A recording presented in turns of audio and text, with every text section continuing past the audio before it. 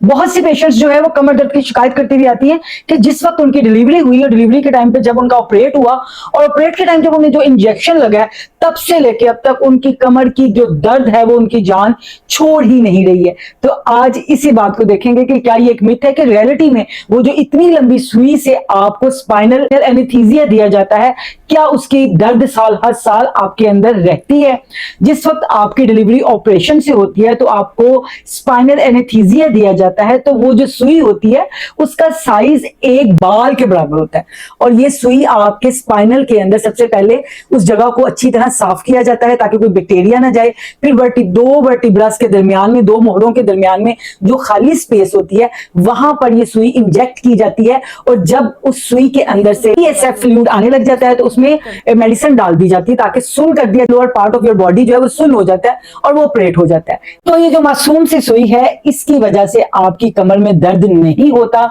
ये एक मिथ है। कमर में दर्द होता है अगर प्रेगनेंसी के दौरान आपको कैल्शियम की कमी रही है या उस पोस्चर से जो आप डिलीवरी के बाद बच्चे को दूध पिलाने के लिए अपने पोस्चर्स जो बनाती हैं, कभी लेट के दूध पिलाती हैं, कभी बैठ के पिलाती हैं और कभी सारी सारी रात जाग के पिलाती हैं, रेस्ट नहीं कर सकती हैं। इस आपका जो पोस्चर खराब हो जाता है आपके 40 डेज में, कमर का दर्द उस पोस्चर की वजह से होता है, ना कि इस इंजेक्शन से।